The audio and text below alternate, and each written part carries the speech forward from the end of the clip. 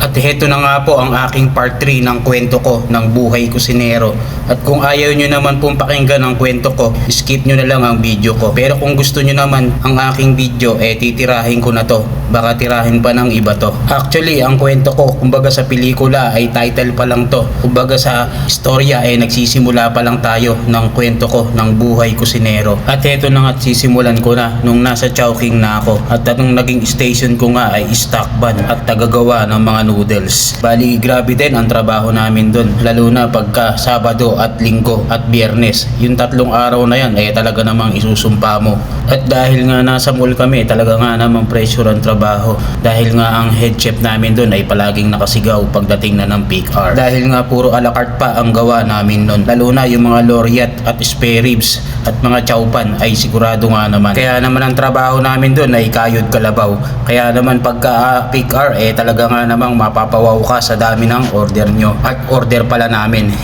Biruin mo pagdating na ng peak hour ng alas 12 hanggang alas 3 ay sigurado naman ang head chef namin ay laging nakasigaw. Kaya wala kaming magawa kundi sumunod na lang sa mga utos ni head chef. Kaya naman tuloy kami sa aming paggawa ng order sa bawat station. Ang kagandahan naman sa mga fast food chain pagkatapos ng duty sigurado nga naman paglabas nyo inuman.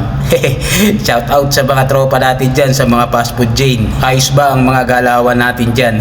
At syempre dahil nga working student pa rin ako ng mga panahon na yan, kaya naman tuloy-tuloy lang ang aking pag-aaral. Pero nung namatapos na po ang kontrata ko dun sa may Chowking ay tapos na rin po ang aking pag-aaral. Actually hindi ko po talaga natapos dahil nga po hanggang second year lang ang aking nakayanan. Dahil nga natambay na ako pagkatapos ng kontrata ko sa may Chowking. Dahil alam niyo naman po ang mga contractual sa atin sa mga fast food chain ay puro 6 months lang. Swerte na lang pagka ikay na regular. Kaya lang kasi nung panahon namin nun medyo nagkainitan kami ng head chef sa Chowking. Kaya naman tinapos ko na lang ang kontrata ko para na naman makaalis na ako doon at hindi na rin ako magtagal. Kumbaga ako na lang ang tinang umiiwas sa gulo. At dahil nga matagal akong natambay nun, kaya naman napag-isipan ko na mag-apply na lang ulit sa NE. At doon nga ako nabigyan ng break. Actually hindi po ako kusinero agad nung napunta ron. Ginawa muna akong wheeler boy or dishwasher at tagadala ng mga pagkain. Dahil nga ang kitchen namin nun ay nasa second floor, kaya naman akyat baba ako sa may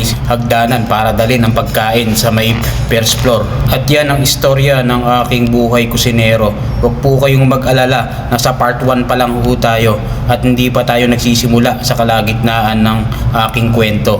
Sorry, part 3 na pala to. Kaya abangan nyo na lang po ang aking kwento ng buhay kusinero sa part 4 ng aking kwento. Love you all. Muama chup chup.